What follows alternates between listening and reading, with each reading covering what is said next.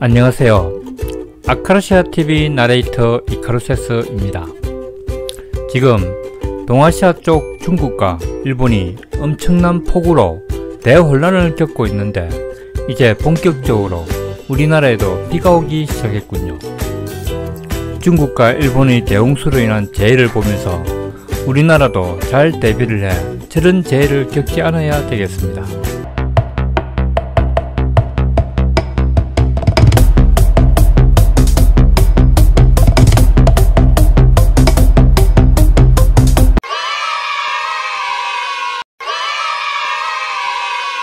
옛날 고대 시절이나 중세 시절만 해도 국가 간의 교류가 없고 교통망의 미비와 네트워크가 없던 시절만 해도 국가 홀로 사는 것은 지장이 없었습니다. 허나 현대사회와 같이 엄청난 네트워크의 발달과 날로 빨라지는 교통망의 발달은 이제 이 지구촌에서는 한 국가로는 살 수가 없는 시절이 되어버렸습니다. 그래서 오늘은 전 세계 지구를 움직이는 10대 첩보기관에 대해 알아보는 영상을 만들어 보았습니다. 이 외에도 어느 나라든 크고 작은 첩보기관이 있습니다만 영화나 소설, 기타 뉴스 등으로 널리 알려진 국가의 첩보기관 10개를 선정해 보았습니다. 다소 시청자 여러분들의 의견이 틀리더라도 양해해 주시고 다소 틀리는 부분이 있다 하더라도 워낙 비밀에 쌓인 기관들인지라 그 자료를 구하기가 쉽지 않다는 것을 이해해 주십시오. 첫 번째, 워낙 유명한 미국의 CIA입니다. 첩보기관 하면 CIA가 가장 유명합니다. CIA는 인텔리전스 에이전시의 약자이며 미국의 가장 대표적인 첩보기관이며 1947년 9월 18일에 창설되었습니다. CIA 본부는 미국 버지니아주 랭글리에 있으며 직원 수는 전 세계에 걸쳐 대략 22,000여 명으로 추산되며 상당수의 직원과 직책이 비밀에 쌓여 있어 정확한 규모는 알 수 없으며 그 하부 기관과 예상 규모 또한 대략적으로만 알 수 있습니다. CIA는 1942년 2차 세계대전 당시 첩보를 담당하던 전략사무국 OSS의 후신으로 1947년 트루먼 대통령에 의해 설립되었습니다. 하부 조직으로는 사무국, 디지털기술혁신국, 정보분석국, 국가비밀공작국, 지원국, 과학기술국 등으로 나뉘어 있습니다. 톰 크루즈 형님이 나오는 영화 미션 임파서블의 IMF도 이 CIA의 산하기관입니다. CIA 본연의 임무는 미 연방의 안보와 관련된 모든 정보를 종합평가하고 필요한 대상에게 정보를 주고 그 정보를 실행하기 위한 계획과 실행을 돕고 지휘하여 성공을 이끄는 데 있습니다. 단 경찰 통솔, 법정 소환, 법 집행 및 미국 내의 치안 유지 권한은 없습니다. 즉 오로지 대외 첩보 활동만 할 수 있다는 겁니다. CIA 활동 기간이 워낙 오래된 만큼 그동안 국제사회에서 이런저런 많은 사건들을 일으켰습니다. 미국이 전 세계 경찰 역할을 하던 시절에는 CIA가 그 역할을 도맡아 마당발처럼 세계 곳곳에서 활동하고는 했습니다. 워낙 사건 사고들을 많이 일으켜 일일이 열거를 할 수 없을 정도이나 대표적으로 소련의 아프간 침공 때 무자히딘을 돕는다거나 남아메리카 공산 정권들을 무너뜨리는 데 개입한다거나 등등 전 세계를 돌아다니면서 미국의 안보와 정권을 위해서 노력했습니다. 적당히들 하시오, 적당히들! 두 번째, 미국의 눈이라고 할 수 있는 NSA입니다. NSA는 National Security Agency의 약자로서 직역하자면 국가안보국이라는 뜻이며 1952년에 창설된 미국 국방부 소속의 정보기관입니다. CIA가 스파이 등을 양성해 정보를 수집한다면 이 NSA는 암호 해독과 각종 첨단 장비를 이용해 정보를 수집하는 역할을 맡습니다. 본부는 메릴랜드주의 포트 미드시에 있고 국장은 미군의 대장이 주로 맡으며 제2차 대전 당시부터 뛰어난 암호 해독 능력과 첩보 수집 능력으로 전쟁을 승리로 이끌고 종전을 앞당긴 주역입니다. 역사를 보면 알 수 있듯이 NSA의 주된 업무는 통신정보, 감청, 전자정보 등을 각종 수단을 써서 수집하고 정리하는 것입니다. 이 업무 능력 덕분에 2차 대전 시 일본과 전쟁을 하기 전부터 이미 일본의 암호를 다 파악하고 있었고, 그 덕분에 미드웨이 해전이나 타 전투에서도 승리를 거머쥘 수 있었습니다. 사실 NSA는 워낙 베일에 쌓여 있어서 일반인은 잘 모르는 기관이었는데 두 가지 사건으로 대중에게 드러났습니다. 하나는 1991년의 9.11 테러입니다. 이 9.11 테러에 대한 거의 모든 수사를 NSA가 맡았고, 워낙 전면에 나서는 바람에 그 실체가 드러났으며, 두 번째는 2013년에 에드워드 스노든의 대폭로가 이어져서 많은 사람들에게 각인되고 말았습니다. NSA가 가장 크게 이룬 공은 현재 우리가 사용하는 인터넷의 암호화 체계를 개발하는 데 지대한 공을 세웠다는 것입니다. 많이 알려진 것으로는 RSA, DES, SHA 등이 있습니다.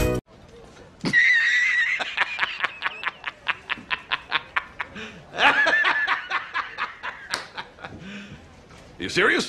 이 새끼한테 입만 벌리면 거짓말이 자동으로 나와. 세 번째, 다소 생소한 미국의 NGA입니다. 아직까지는 일반인이 잘 모르는 미국의 국가지리정보국입니다. NGA는 The National Geospatial Intelligence Agency의 약자입니다. 쉽게 말해 드론, 항공기 등을 통해 촬영한 이미지 또는 동영상으로 지도를 만드는 기관이라는 뜻입니다. 이 NGA는 가장 최근에 드러난 첩보기관으로 아직 정확한 규모나 인원, 정확히 어떤 업무를 하는지도 잘 모릅니다. 다만 연간 수십억 달러의 예산을 쓰면서도 거의 알려지지 않았고, 워싱턴 근교에 상엄한 경비의 군 기지의 본부가 있으며 워싱턴에서 세 번째로 큰 건물을 본부 청사로 쓴다는 것입니다. 추정을 하자면 미국뿐만 아니라 전 세계를 상대로 인공위성, 드론, 항공기 등을 이용하여 전 세계 전체를 감시하고 정찰하며 첩보 활동을 하는 것으로 보입니다.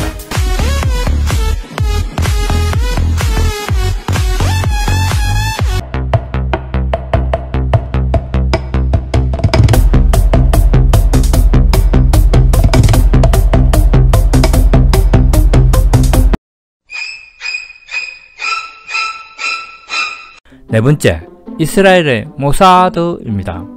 너무 유명해서 그 이름만으로 첩보기관의 탑을 찍을 정도입니다. 모사드는 1949년 12월 13일 창립되었고, 맨 처음 설립 당시 목표는 나치에게서 생존한 유대인이 팔레스타인 이주가 목적이었습니다. 모사드는 이스라엘 건국 당시부터 수많은 활약을 했으며 이스라엘 상징하는 그 자체입니다. 첫째로 모사드의 정보 수집 능력은 놀라운 그 자체입니다. 모사드를 돕는 해외 정보원은 약 3만 5천 명을 넘는 걸로 보이고, 각국에 퍼져 있는 대부분의 유대인들이 그들을 돕고 있습니다. 모사드의 공식 명칭은 중앙공안정보기관입니다. 사실 모사드는 1979년까지는 거의 베일에 쌓여 있어서 이스라엘 국민들도 잘 모르는 기관이었는데, 1979년 이란 미국 대사관 인질 사건에서 모사드의 존재가 만천하에 드러나고 말았습니다. 물론 모사드도 다른 첩보기관과 같이 성공 사례만 있는 게 아니라 실패 사례도 많았습니다. 특히 1980년대부터 1990년대까지는 모사드도 정말 암울한 시기도 있었습니다. 정치권과 국장들의 개인적인 욕심으로 기관을 망친 대표적인 예죠. 모사드의 대표적인 성공 사례는 다음과 같습니다. 첫째, 2차 대전 시 유대인 강제 수용소 설치와 학살을 지휘했던 아돌프 아이히만의 체포, 납치, 사형을 주도했습니다. 둘째, 생체 실험의 주범이었던 요제프 맹겔르를 거의 40여 년간을 추적하고 죽을 때까지 괴롭혔습니다. 안타깝게도 끝내 체포하지는 못했죠. 셋째, 유명한 엔테베 작전이 있습니다. 당시 구출은 이스라엘군 특수부대가 했지만 그 외 첩보, 정보 제공 등의 많은 역할을 했습니다. 그 외에도 많은 성공 사례가 있고 실패한 사례도 있습니다만, 이스라엘의 모사드는 국가가 생존하기 위해서는 정말 뛰어난 첩보기관이 반드시 존재해야 한다는 사례를 여실히 보여주는 것 같습니다.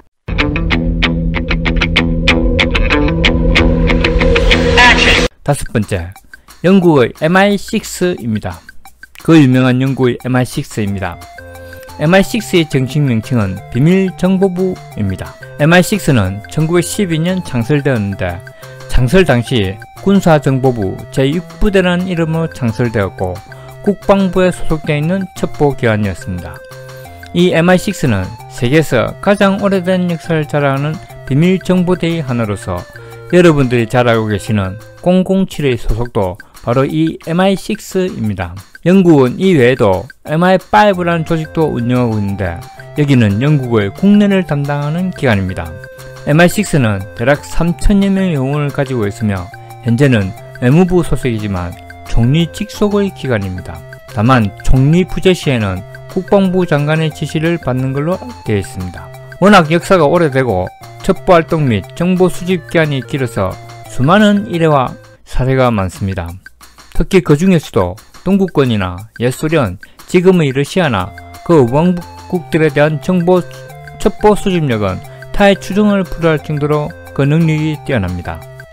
현재는 소련의 붕괴로 그 역할과 조직이 많이 축소되었고 인원도 현장 인원은 꽤 줄어들었다고 합니다. 물론 현대의 첩보전이나 정보전은 거의 인터넷이나 사이버전이므로 이에 대한 요원 확충은 계속 하고 있으며 아예 대놓고 공중방송이나 요원 모집도 하고 있다고 합니다. 그 유명한 007이 소속이기도 한 MI6이지만 실제로 저 00이라는 명칭을 가진 요원은 3명 정도에 불과하다고도 합니다. 영국의 3대 정보기관으로는 해외 담당의 MI6, 국내 담당의 MI5, 그리고 정보통신부 GCHQ가 있습니다.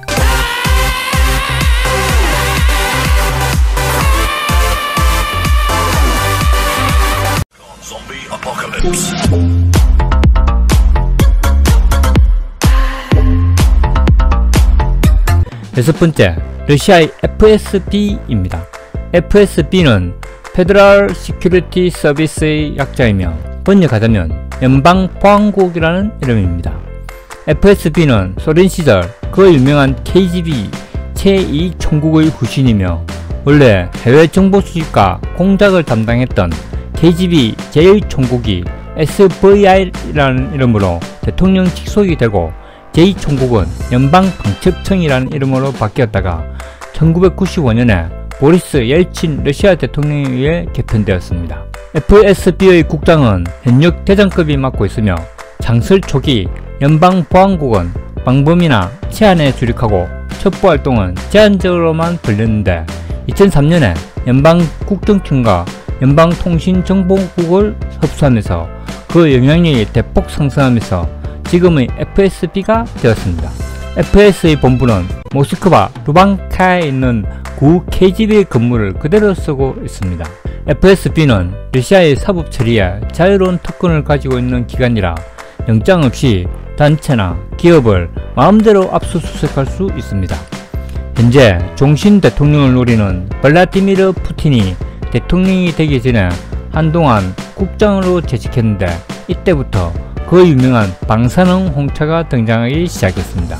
FSB는 러시아의 국익을 위해 활동하며 간첩, 암살, 첩보 등의 다양한 임무를 수행합니다. 그 역할을 보면 미국의 FBI와 비슷해 보이지만 활동 범위와 무소불위 권력을 보면 일개 방첩기관이 아닌 것이 러시아 해안경비대와 국경수비대가 아예 FSB 산하에 있습니다. FSB 소속 부대로는 알파, 제니트, 오메가, 카스카트, 빈펠 등의 부대가 있고 각 지역에 있는 FSB의 지부에도 수많은 부대들이 있습니다. FSB는 영화나 소설에서 주로 악역으로 많이 등장하는데 그 전신이 악명 높은 구 KGB다 보니 그런 것 같습니다. 또한 사적으로 수많은 서방세계 첩보기관들과 대척점에 있고 우리나라 또한 많은 요원들이 러시아에서 활동하고 있답니다. 지랄하고 자빠졌네. 난 쓰레기다! 쓰레기다! 일곱 번째, 중국의 국가안전부 MSS입니다. 여러분들은 잘 모르시겠지만 중국에도 첩보기관이 있습니다. 정식 명칭은 중화인민공화국 국가안전부이지만 줄여서 국안부 또는 영어 명칭으로 MSS이라고 합니다. MSS의 정확한 인원과 규모는 밝혀진 바가 없는데 2009년 독일의 일간지가 밝힌 바로는 MSS의 스파이 규모가 엄청나서 미국의 CIA까지 침투해 있고 2005년에 호주로 망명한 요원이 폭로한 것이 호주에만 MSS 요원이 1000명이 넘는 걸로 알려졌습니다. MSS 역사는 중국의 국공내전까지 거슬러 올라가는데 당시 장제스 국민당이 정보기관인 군사위원회 조사통제국 즉 군통, 중앙집행위원회 조사통제국 즉 중통이라는 것을 만들어 첩보기관을 운영했습니다. 이 군통과 중통의 첩보활동과 공작은 큰 명성을 날렸고 중국 공산당도 큰 어려움을 겪었습니다. 이에 정보기관의 필요성을 절감한 마오쩌둥이 1947년 중앙사회부를 창설했는데 이것이 오늘날의 국가안전부입니다. MSS는 17개의 핵심적인 국가, 10개의 행정지원국으로 구성되어 있는데 이들은 국내를 막론한 정보수집, 첩보활동, 위성을 통한 감시 등을 활동을 하고 있습니다. MSS의 구체적인 활동이 드러난 것이 탈북자이자 탈북지원가인 유상준 씨를 무단으로 체포, 끌고 와서 고문, 협박, 회유하여 대한민국에 대한 정보를 빼내려는 시도가 있었습니다. 그 외에도 이들은 2018년부터는 국내 공작과 해외 공작 파트를 맡는 두 개의 조직으로 활동하기 시작했으며 각국의 수뇌부나 첩보기관에 비밀리 요원을 심어 정보를 빼내고 첩보활동, 파괴, 암살 임무를 수행한다고 합니다. 사적으로 말씀드리면 중국의 MSS는 이스라엘의 모사드와 매우 협력을 잘하며 때로는 서로를 견제하고 방해하기도 하지만 때로는 매우 긴밀하게 협조하고 돕기도 한답니다.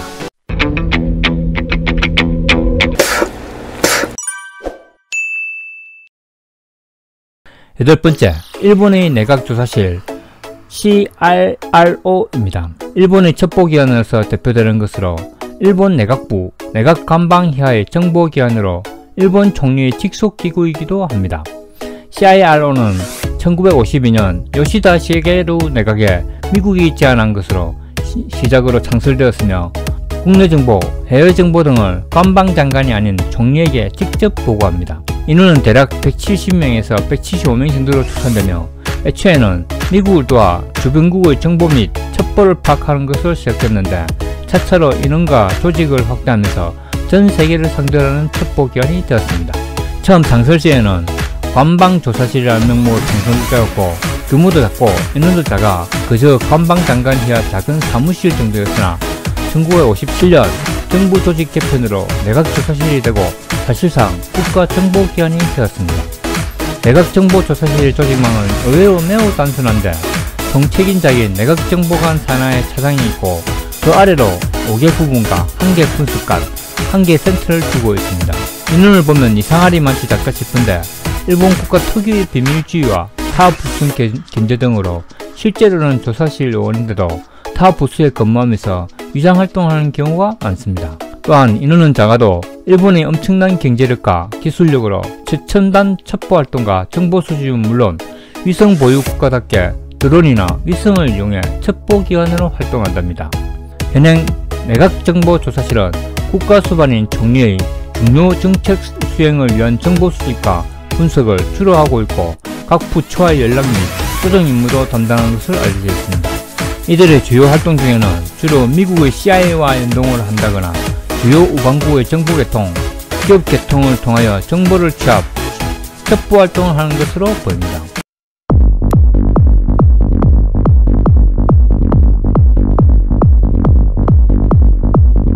아홉 번째, 북한의 첩보기관입니다.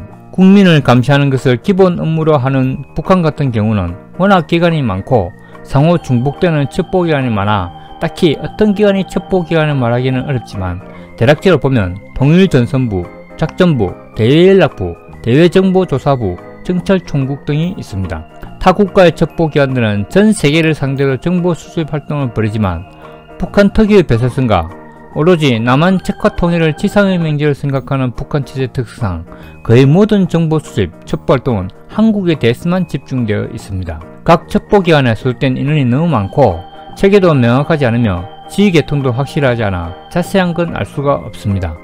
그래도 대내외적으로 드러난 북한의 대남 공작 조직을 보면 노동당 직속으로는 통일전선부, 대외연락부, 작전부, 35실이 있으며 국방위 소속으로는 정찰국, 국가안전보위부 등으로 나뉩니다.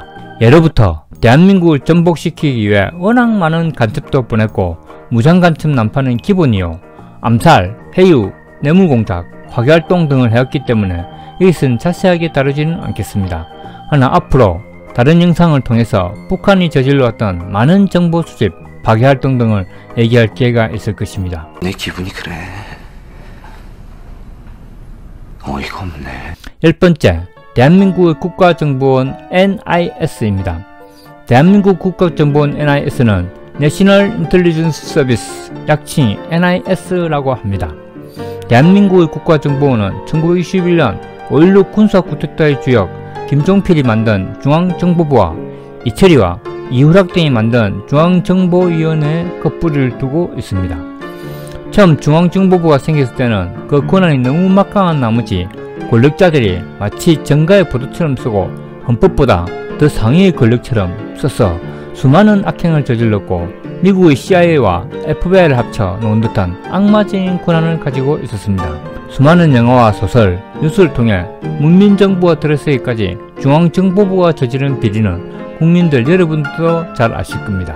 그러던 것이 1980년에 중앙정보부를 국가안전기획부로 개편을 했고 온갖 불법적인 행동과 사찰을 줄여주는 계기가 되었습니다.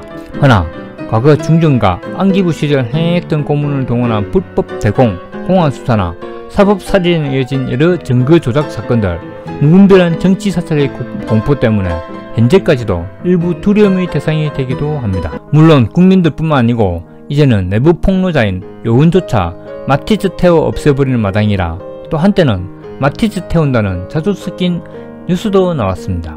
타 국가의 첩보기관같이 정확한 요원의 숫자는 잘 모르며 대략 2만여 명의 요원이나 조력자가 있지 않을까 합니다. 또한 예산도 정확한 규모나 사용처가 잘 드러나지 않는데 대략 수천억 이상이 쓰이고 있지 않을까 합니다. No, God! No! 이건 너무한 거 아니냐고, 시발! 이상으로서 전 세계를 움직이는 10대 첩보기관에 대해서 알아보았습니다. 각 국가 간의 헤게모니가 날로 극대화하고 국제적 이익과 자원을 둘러싼 국가 간의 이익 앞에서는 어제의 동지가 오늘은 적이 되고 어제의 적이 오늘은 동지가 되는 일이 비일비재합니다. 국가의 이익 앞에서는 그 어떤 정의도 그 어떤 평화도 의미가 없으며 그것을 더욱 가속화시키는 것이 그 국가의 첩보기관인 것 같습니다. 국력이 약하고 경제력이 없고 군사력마저 약하다면 그냥 온 사방의 적들이 서로 뜯어먹으려고 덤비는 냉엄한 국제사회 앞에서 우리는 더욱더 단합하고 더욱더 노력하여 국력과 경제력, 군사력을 높이지 않으면 우리의 미래는 어두워질 것입니다. 우리의 후손들이 절망적인 미래를 맞이하지 않으려면 지금의 대한민국보다 더욱더 발전되고 선진국이 되어 후손들에게 물려줘야 되겠습니다. 이상 아카루시아TV 나레이터 이카루세스였습니다. 끝까지 시청해주셔서 감사합니다. 고맙습니다. 안녕히 계십시오.